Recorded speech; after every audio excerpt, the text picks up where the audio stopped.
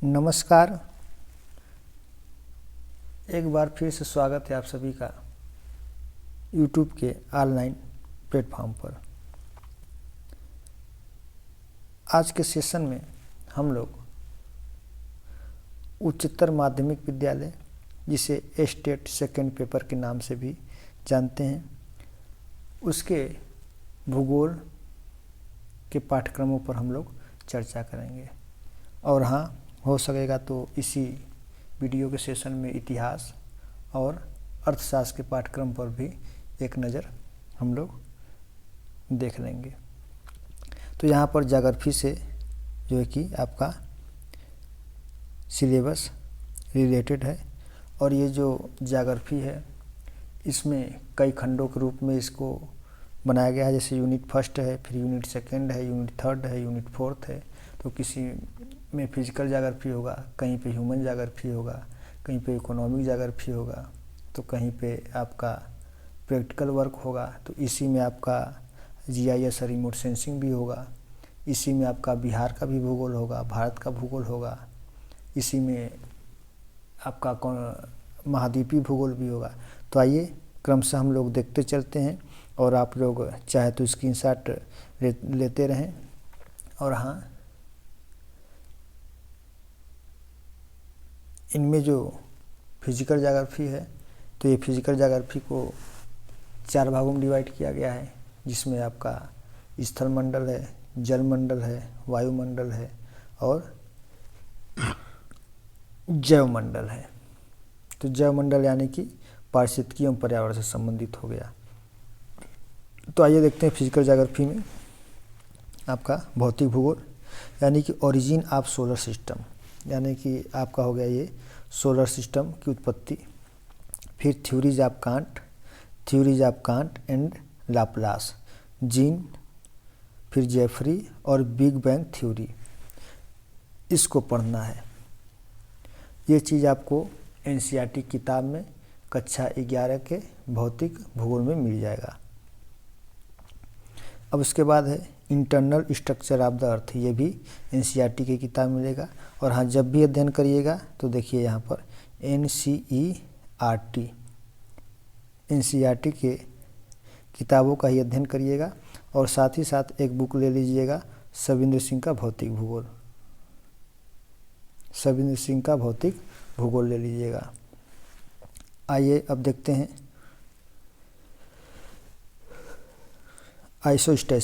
Isostasy यानी कि भूसंतुलन में एरी और प्राट की संकल्पना को पढ़ना है। फिर उसके बाद है अर्थक्वेक एंड वुल्कानिज्म, यानी कि भूकंप और ज्वालामुखी को पढ़ना है। फिर कोबर और होम्स का पर्वत निर्माण संबंधी सिद्धांत पढ़ना है, कोबर और होम्स का। तो कोबर ने भूसन्नति सिद्धांत दिया था, ये तो मालूम ही है, और होम्स ने संवहन तरंग सिद्धांत दिया था, ये भी मालूम है। फिर उसके बाद है Wegener theory of continental drift, यानी कि वेगनर का महाद्वीपीय प्रवाह सिद्धांत पढ़ना है। तो इससे संबंधित क्वेश्चन पूछे जाएंगे। फिर उसके बाद है प्लेट टेक्टोनिक, फिर फोल्डेड टोपोग्राफी, फिर faulted topography, normal cycle of erosion, यानी प्लेट टेक्टोनिक पढ़ना है। फिर उसके बाद फोल्डेड टोपोग्राफी पढ़ना है। फाल्ट यानी कि यहाँ पे ये वलन पढ़ना है। फिर भ्रंश पढ़ना है। फिर नॉर्मल साइकिल इरोजन, यानी कि फिर उसके बाद आपको अपर्दन चक्र पढ़ना है ना, अपर्दन चक्र। ये भौतिक भूगोल के शबिंद्र सिंह के किताब में सब कुछ मिल जाएगा, लेकिन एनसीईआरटी का भी किताब का आप लोग अध्ययन करते रहिएगा। आगे बढ़ते हैं। नॉर्मल साइकिल ऑफ इरोजन हो गया। फिर एरिड टोपोग्राफी का मतलब जो वायु से संबंधित जो स्थलाकृति बनते हैं उनको पढ़ना है। फिर ग्लेशियर टोपोग्राफी, यानी कि हिमानी से बनने वाले स्थिर रूप। फिर कास्ट स्थलाकृति, यानी कि ये आपका हो गया तटी या कास्ट हो गया। फिर उसके बाद आपका आ गया उसी फिजिकल ज्योग्राफी में ही ये अब दूसरा पार्ट है क्लाइमेटोलॉजी एंड ओशनोग्राफी का। यहाँ पर क्लाइमेटोलॉजी एंड ओशनोग्राफी, इसमें क्या है, composition and structure of atmosphere, यानी कि वायुमंडल का संगठन एवं संरचना के बारे में पढ़ना है। तो वायुमंडल का संगठन और संरचना दोनों अलग अलग है। जैसे हमारा बॉडी है, तो हमारे बॉडी में जो संगठन है या जो कंपोनेंट्स है वो सभी क्या है, अलग अलग है ना। तो उसी प्रकार से वायुमंडल का जो कंपोजिशन हुआ है वो 3 कंपोनेंट से मिलकर के बना हुआ है, जिसमें आपका गैस है, जलवाष्प है, धूल मिट्टी के कण है। कौन कौन से गैस हैं, सर्वाधिक मात्रा में कौन सा गैस है, उनमें कौन सा अक्रिय गैस है, कौन सा सक्रिय गैस है ना, ये सब पढ़ना होगा। फिर उसके बाद जलवाष्प का क्या कार्य होता है, यदि जलवाष्प न हो तो क्या होगा, जलवाष्प की औसत मात्रा कितनी है, इसको पढ़ना होगा। फिर उसके बाद धूल मिट्टी के कण हैं, इनको पढ़ना होगा। ये धूल मिट्टी के कण क्या करते हैं, इनका क्या योगदान होता है, इनके बारे में जानना होगा। फिर उसके बाद क्लासिफिकेशन ऑफ एयर मास, है ना, यानी कि वायु राशियों का वर्गीकरण पढ़ना है। महाद्वीपीय वायु राशि, महासागरीय वायु राशि, ध्रुवीय महाद्वीपीय वायु राशि, ये सभी के बारे में आपको पढ़ना होगा। फिर फ्रंट यानी कि वाताग्र, साइक्लोन यानी कि चक्रवात, फिर Koppen and Thornthwaite scheme of classification of climate, यानी कोपेन और थानथवेट का जलवायु वर्गीकरण पढ़ना है। फिर उसके बाद climatic change, case and evidence, यानी कि जलवायु का परिवर्तन क्यों हो रहा है, उसके कारक और साक्ष्यों को बताना है। फिर उसके बाद सैलिनिटी ऑफ ओशियन वाटर, अब यहाँ से देखिए आपका हाइड्रोलॉजी शुरू हो गया, यानी कि oceanography. Salinity of ocean water, यानी कि समुद्री जल में लवणता को पढ़ना है। फिर रिलीफ ऑफ ओशियन फ्लोर, तो जो हमारा महासागरीय फ्लोर है उसके उच्चावचों के बारे में पढ़ना है। फिर continental shelf, slope and deep sea plain पढ़ना है। तो कॉन्टिनेंटल शेल्फ, फिर slope and deep sea plain, जो महासागरों के नीतल उच्चावच हैं उनको 4 भागों में बांटा गया है। यही 4 भाग है, जिसको महाद्वीपीय मग्न तट, महाद्वीपीय मग्न ढाल, महासागरीय मैदान, उसके बाद गर्त एवं खाइयाँ पढ़ना है। फिर उसके बाद relief of the Indian and Atlantic ocean, तो इंडियन यानी कि हिंद महासागर, अटलांटिक मतलब आंध्र महासागर के उच्चावचों के बारे में पढ़ना है। फिर ओशन करंट पढ़ना है, फिर टाइड्स पढ़ना है। तो करंट के बारे में पढ़ना है और टाइड्स के बारे में पढ़ना है। अब उसके आगे देखिए यूनिट सेकंड्स की शुरुआत होती है यहाँ से। रिसोर्स एंड इकोनॉमिक ज्योग्राफी, है ना, संसाधन और आर्थिक भूगोल का अर्थ पढ़ना है, उसकी अवधारणा पढ़नी है, उसका वर्गीकरण यानी कि संसाधनों का वर्गीकरण पढ़ना है। फिर उसके बाद soil, water and forest resources, their distribution, utilisation and conservation. फिर उसके बाद है फिशरीज ऑफ द वर्ल्ड, यानी कि मछलियों का विश्व में उत्पादन पढ़ना है। फिर उसके बाद distribution and production of the following resources, जैसे कोयला हो गया यूएसए और चाइना में, पेट्रोलियम हो गया मिडिल ईस्ट यानी कि मध्य एशिया का, मध्य एशिया में, iron ore in Russia and Australia, यानी कि रूस और ऑस्ट्रेलिया में लौह अयस्क पढ़ना है। तो केवल सिलेबस के अकॉर्डिंग ही पढ़ना है। देखिए ऐसा नहीं है कि सब पढ़ जाइए आप, इसीलिए सिलेबस का अध्ययन पहले ही कर लीजिए। और जिनको सिलेबस याद हो गया समझिए उन्होंने 20% काम कर लिया, 80% और करना। देखिए 150 क्वेश्चन पूछना है, 150 क्वेश्चन में 75 क्वेश्चन सही रहेगा तो आपकी पात्रता पूरी हो जाएगी। 75 क्वेश्चन से कम है तो आप पात्रता पास नहीं कर पाएंगे, तो आप 100 क्वेश्चन 75 क्वेश्चन कर देंगे। तो इसलिए सब्जेक्ट पर पहले से पकड़ बना के चलिए। और उधर आपका टीचिंग स्किल है और अदर स्किल है, वो 50 क्वेश्चन का देना ही है, जो सेकेंड यूनिट के तहत होगा। अब इसके बाद है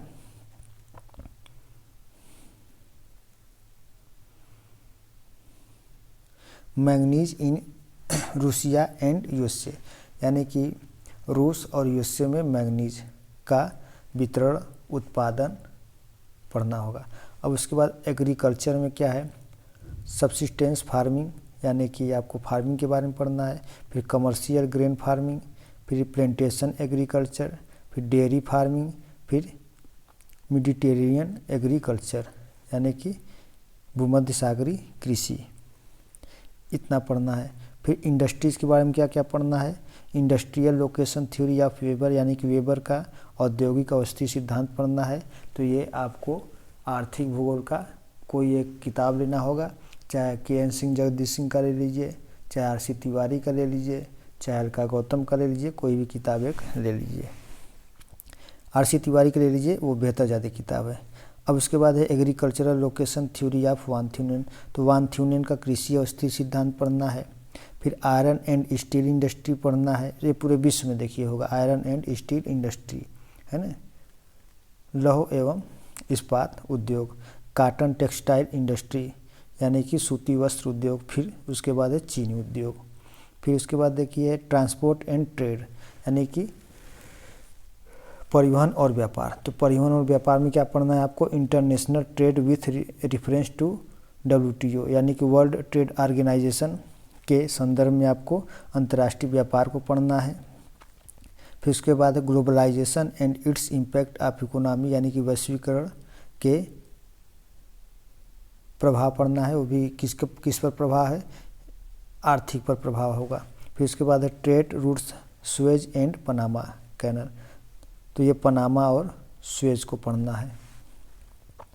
अब उसके बाद तीसरा यूनिट है आपका ह्यूमन ज्योग्राफी, ह्यूमन जियोग्राफी। आइए देखते हैं, यानी कि मानव भूगोल का अर्थ पढ़ना है, परिभाषा पढ़ना है, विषय क्षेत्र पढ़ना है ना। फिर उसके बाद मानव का उद्विकास पढ़ना है। उसके बाद cultural RIMS of the world है ना, यानी कि जो सांस्कृतिक परिमंडल है, विश्व के सांस्कृतिक परिमंडल को पढ़ना होगा। तो ये भी आपका मानव भूगोल में मिल जाएगा। तो आपके पास एक मानव भूगोल की भी पुस्तक होनी चाहिए, और मानव भूगोल का पुस्तक आप ले सकते हैं, HD मौर्य का भी अच्छा किताब आता है, और साथ ही साथ आप माजिद हुसैन का भी ले सकते हैं, लेकिन माजिद हुसैन थोड़ा सा कठिन है। आप B.N. सिंह का भी ले सकते हैं, लेकिन यदि शुरुआत में पढ़ना चाहते हैं तो बहुत ही सरल लैंग्वेज में आपको मिल जाएगा, ये HD मौर्य की पुस्तक मिल जाएगी मानव भूगोल की, HD मौर्य। देखिए, अब उसके बाद cultural RIMS of the world यानी कि सांस्कृतिक परिमंडल। फिर उसके बाद human activities in mountain environment है ना, यानी कि पर्वतीय क्षेत्रों में मानव की क्या गतिविधियां हैं। उसके बाद मानसून है, मानसून लैंड्स, इक्वेटोरियल रीजन यानी कि विषुवतीय क्षेत्र, temperate grass land, temperate grass land का मतलब हो गया उष्णकटिबंधीय घास के मैदान। फिर उसके बाद है growth and distribution of population, तो जनसंख्या का वृद्धि और विकास पढ़ना है। फिर उसके बाद है theories of demographic transition optimum population है ना, तो डेमोग्राफी यानी कि जनांकी संक्रमण का सिद्धांत पढ़ना है। फिर उसके बाद ऑप्टिमम पॉपुलेशन पढ़ना है। फिर उसके बाद है distribution, habitat and economy, mode of life and socio cultural organisation of the following tribe, Eskimo को, बुशमैन, संथाल और ओराव, एस्किमो, बुशमैन, संथाल और ओराव। तो एस्किमो और बुशमैन तो ये तो भारत से अलग है, लेकिन संथाल और ओराव ये भारतीय जनजाति है। फिर उसके बाद है urbanisation and related problem, growth pole theory पढ़ना है ना, ग्रोथ पोल थ्योरी।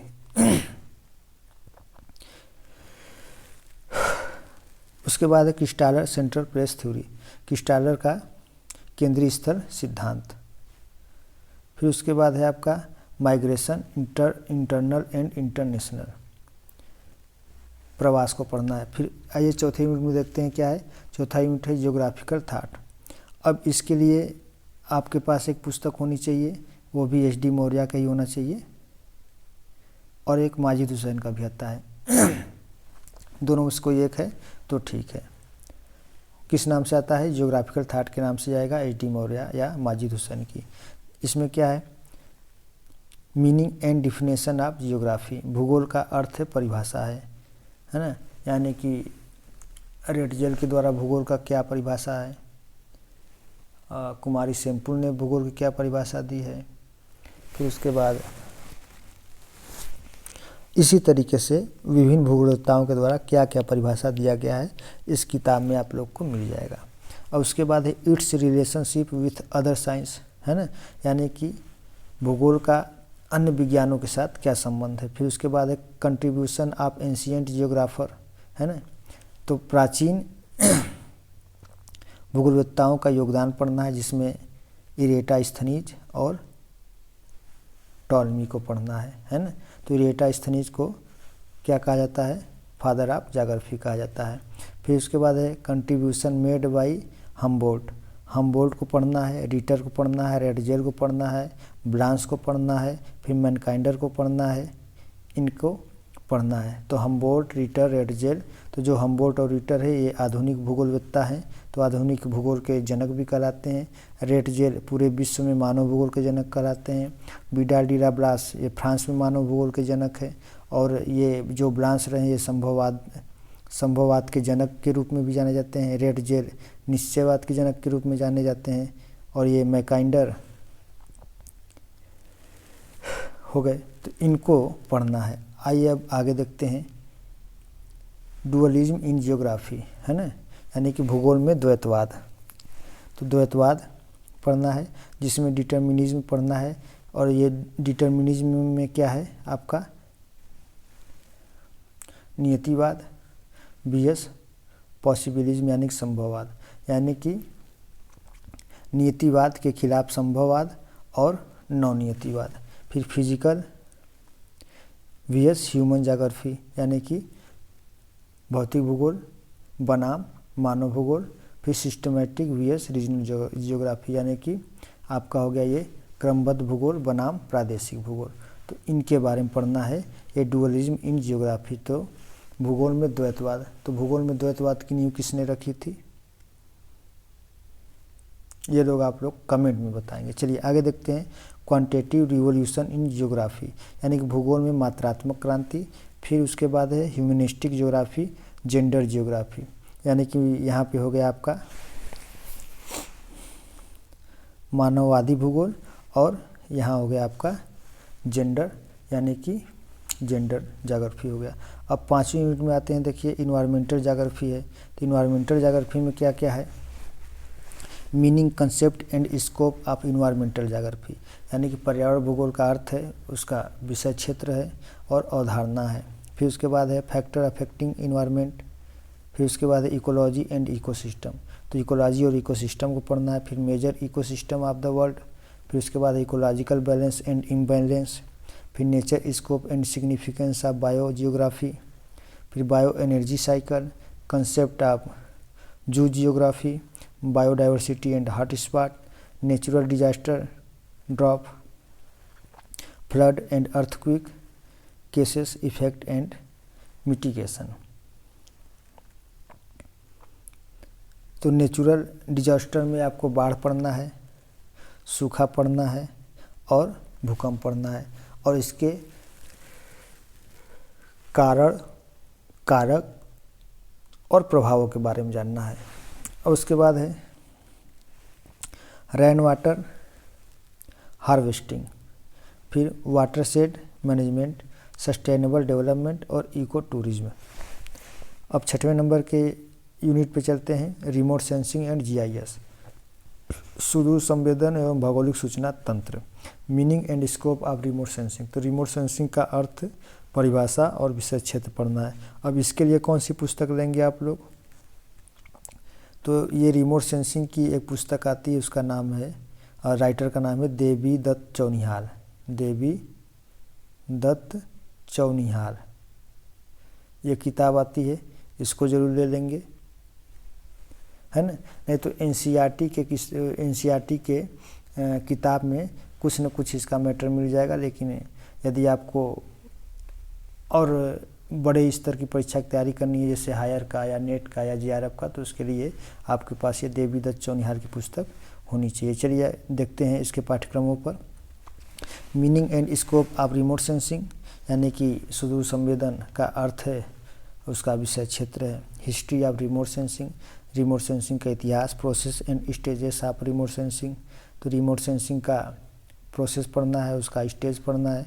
फिर properties of electromagnetic energy, wavelength, frequency and velocity, यानी कि जो इलेक्ट्रोमैग्नेटिक एनर्जी है उसकी वेवलेंथ, फ्रीक्वेंसी और वेलोसिटी के बारे में पढ़ना है। फिर difference between air photograph and image, फिर इलेक्ट्रोमैग्नेटिक स्पेक्ट्रम पढ़ना है। फिर उसके बाद है intersection of electromagnetic energy in the atmosphere, फिर interaction of electromagnetic energy with earth surface feature, meaning, concept and objective of GIS. तो मैं आप लोग को भूगोल में कुछ न कुछ मटेरियल प्रोवाइड करवाता रहूँगा और पढ़ाता भी रहूँगा, और साथ ही साथ इनसे संबंधित कुछ न कुछ क्वेश्चन एमसीक्यू भी आप लोग को प्रोवाइड करवाता रहूँगा। आगे देखते हैं 7वें नंबर की यूनिट पर पॉपुलेशन ज्योग्राफी में। Meaning and scope of population geography, यानी कि जनसंख्या भूगोल का अर्थ है, उसका विषय क्षेत्र है। फिर science of demography, science of demography जनांकी या जनसंख्या भूगोल हो गया यहाँ पर। डेमोग्राफी के अंतर्गत जनसंख्या का ही अध्ययन किया जाता है। अब उसके बाद recent trend of population growth with special reference to developed and developing country, यानी कि विकसित और विकासशील देशों के संदर्भ में वर्तमान में जनसंख्या की वृद्धि के बारे में पढ़ना है। अब उसके बाद है मेथड्स ऑफ पॉपुलेशन प्रोजेक्शन, फिर फर्टिलिटी मेजर्स एंड डिटर्मिनेट्स, फिर उसके बाद mortality measures and determinates, internal and international migration, फिर माल्थसियन थ्योरी या पॉपुलेशन, माल्थस का जनसंख्या सिद्धांत, फिर growth pattern of world population, यानी कि विश्व जनसंख्या के वृद्धि का जो पैटर्न है उसको पढ़ना है। फिर उसके बाद है distribution of world population, problem case by differential population pressure, फिर population policies of Russia and China. ये सभी जितने टॉपिक हैं ये एनसीईआरटी कक्षा 12 के मानव भूगोल में बहुत ही खूब मिल जाएगा। आगे देखते हैं 8वें नंबर की यूनिट पे चलते हैं, ज्योग्राफी ऑफ एशिया। तो एशिया का भूगोल पढ़ना है। क्या पढ़ना है एशिया के भूगोल में? उसकी संरचना पढ़नी है, उसका फिजियोग्राफी या बनावट या कह सकते हैं भौतिक चीज़ों को पढ़ना है, फिर उसका अपवाद तंत्र पढ़ना है, फिर जलवायु पढ़ना है, फिर उसके बाद प्राकृतिक वनस्पति पढ़ना है, फिर उसके बाद कृषि की विशेषताएं पढ़नी है, फिर उसके बाद जो है कि आपका मिनरल रिसोर्स या इसी को आप जो है कि खनिज संसाधन कह सकते हैं। इस खनिज संसाधन में आयरन यानी कि लौह अयस्क पढ़ना है, मैंगनीज पढ़ना है, टीन और बॉक्साइट को पढ़ना है। तो इसमें जो लौह अयस्क है, मैंगनीज है, टीन और बॉक्साइड है, तो ये मुख्य रूप से आप इंडिया के बारे में, चाइना के बारे में और रूस के बारे में पढ़ लीजिए।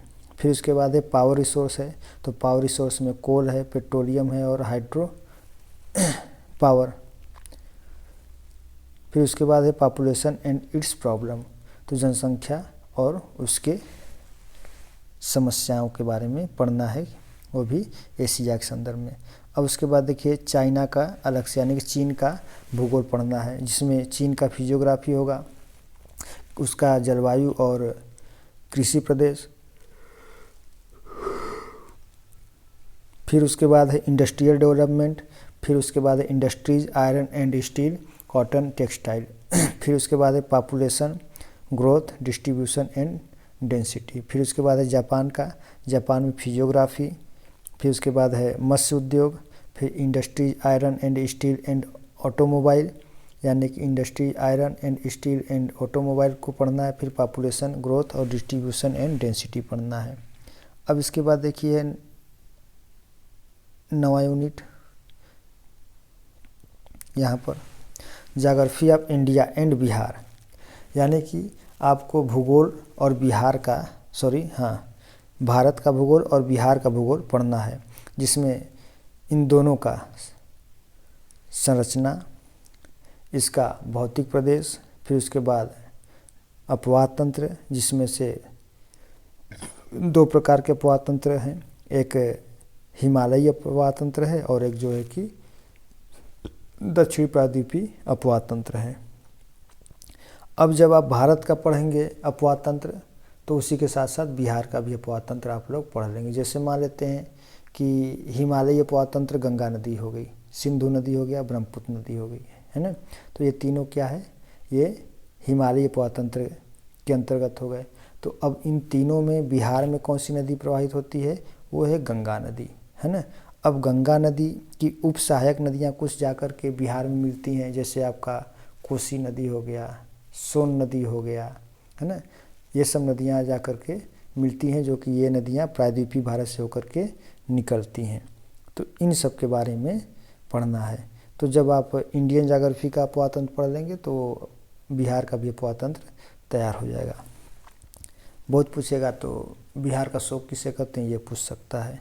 आगे है origin and characteristics of Indian monsoon, यानी कि भारतीय जलवायु की विशेषताएं और उसकी उत्पत्ति के बारे में पढ़ना है। फिर उसके बाद है नेचुरल वेजिटेशन, प्राकृतिक वनस्पति। फिर उसके बाद है soil types, erosion and conservation, तो मिट्टी के प्रकार पढ़ना है, अपरदन पढ़ना है और उसके संरक्षण पढ़ना है। फिर उसके बाद है कैरेक्टरिस्टिक्स ऑफ एग्रीकल्चर, यानी कि कृषि की विशेषताएं पढ़ना है। फिर major crops, rice, wheat, sugar cane और काटन। फिर importance and means of irrigation, यानी कि सिंचाई की महत्व को बताना है। फिर उसके बाद मिनरल रिसोर्स, आयरन और manganese, mica. Power resources, coal, petroleum and hydel power. फिर उसके बाद है selected industries, iron and steel, cotton, textile and sugar. फिर ग्रोथ, डिस्ट्रीब्यूशन एंड डेंसिटी या पॉपुलेशन। उसके बाद पॉपुलेशन कंपोजिशन इन इंडिया। फिर occupational structure, literacy, age and sex, major religion, language. तो 2011 के आंकड़ों के अनुसार ये पढ़ना होगा। इसके लिए एक अलग से सेंसस की डाटा आती है, परीक्षावाड़ी का मिल जाता है, उसको आप लोग ले लीजिए, बेहतर होता है वो। फिर उसके बाद है पॉपुलेशन प्रॉब्लम एंड पॉलिसीज़, है ना। तो जनसंख्या की समस्याएं हैं, उसकी नीतियां हैं। तो जनसंख्या की 2000 वाली जो नीति थी उससे ज़रूर एक दो क्वेश्चन बन सकते हैं। फिर उसके बाद है types and pattern of rural settlement, यानी कि ग्रामीण अधिवास का प्रतिरूप और उसके प्रकार पढ़ना है। फिर अर्बनाइजेशन इन इंडिया, यानी कि भारत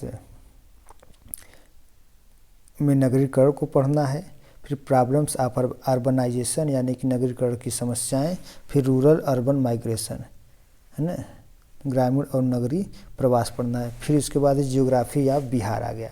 अब बिहार में क्या क्या पढ़ना है, देखिए स्ट्रक्चर एंड फिजियोग्राफी पढ़ना है, एग्रीकल्चर क्रॉप पढ़ना है, राइस, व्हीट, राइस है, व्हीट है, मैज है, फिर पल्सेस है। फिर एग्रीकल्चरल रीजन पढ़ना है। फिर रिवर वैली प्रोजेक्ट पढ़ना है। फिर गंडक, कोसी, सोन, फ्लड एंड ड्रॉफ्ट पढ़ना है। फिर उसके बाद population, growth, distribution and density पढ़ना है। अब इसके बाद देखिए कार्टोग्राफी एंड स्टैटिस्टिकल टेक्निक, यानी कि भूगोल में प्रयोगात्मक कार्य को पढ़ना है, या फिर कह सकते हैं इसको सांख्यिकी तकनीक और मानचित्र कला।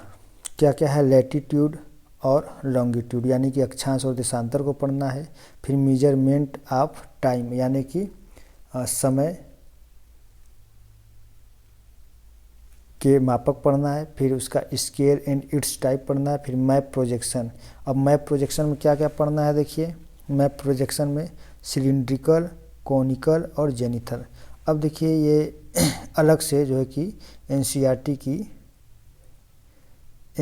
की अलग से जो है कि भूगोल में प्रयोगात्मक कार्य के नाम से एक किताब आती है, उसको ले लीजिएगा, ये सब कुछ उसमें मिल जाएगा और बहुत ही अच्छे जो है कि सरल शब्दों में भी है। उसका जो लैंग्वेज है बहुत ही सरल है। एक पुस्तक आती है जेपी शर्मा की, लेकिन वो बहुत ही हार्ड पुस्तक है, बहुत मोटी पुस्तक है, तो उससे पढ़ने का बहुत मतलब नहीं निकलेगा। ये एनसीईआरटी ही ले लीजिए, कक्षा 11 और 12 दोनों करके आता है भूगोल में प्रयोगात्मक कार्य। अब उसके बाद क्या है, टोपोग्राफिकल मैप्स ऑफ इंडिया, है ना। Cartogram, rocks and mineral surveying by plane table, prismatic compass and levelling instrument. फिर उसके बाद मीन, मीडियन मोड, फिर quartile deviation and standard deviation, तो इनको पढ़ना है। फिर उसके बाद जो सेकेंड यूनिट आपका आएगा, यहाँ पे सेकेंड सेक्शन का सेकेंड यूनिट जो होगा आपका, ये होगा art of teaching and other skill, जो 50 नंबर के होंगे। इसकी चर्चा जो है कि हम कर चुके हैं, लेकिन फिर भी यहाँ पर आप लोग चाहे तो देख सकते हैं। यहाँ से आर्ट ऑफ टीचिंग के अंतर्गत क्या क्या है, टीचिंग एंड लर्निंग है, मीनिंग, प्रोसेस एंड करेक्टरिस्टिक है। फिर दूसरा है teaching objective and instructional objective, meaning and types, Bloom's taxonomy, teaching method, types and its characteristics, merit and demerit of method. फिर लेसन प्लान है, types and format and various model है। फिर उसके बाद micro teaching and instructional analysis है। फिर effective ecosystem of classroom है, textbook and library. फिर उसके बाद है qualities of teacher, evaluation and assessment for learning. फिर करिकुलम है। फिर उसके बाद है factors affecting teaching and learning है, teaching aids and hand on learning. फिर उसके बाद है अदर स्किल में जनरल नॉलेज है, इन्वायरमेंटल साइंस है, मैथमेटिकल एप्टीट्यूड है और लॉजिकल रीजनिंग है। तो इतने जो है कि आप लोग को पढ़ना है। और यह स्टेट के भूगोल का यह सेकेंड स्टेट का यह सिलेबस था। तो सिलेबस के अकॉर्डिंग आप लोग तैयारी करेंगे, पात्रता बहुत आसानी से आप लोग पास कर जाएंगे। और हाँ, जो लोग चैनल पर पहली बार आ रहे हैं या जो लोग चैनल पर पहली बार आए हैं, वो लोग चैनल को ज़रूर सब्सक्राइब कर ले, चूँकि अब इसके बाद हम सिलेबस के अकॉर्डिंग मटेरियल इसी चैनल के माध्यम से आपके यहाँ तक मैं पहुँचाता रहूँगा। और आप लोग का भी यह फ़र्ज़ बनेगा कि आप लोग चैनल को सब्सक्राइब किए रहें और वीडियो को लाइक करें और शेयर करें। आज के वीडियो में बस इतना ही। अभी के लिए धन्यवाद।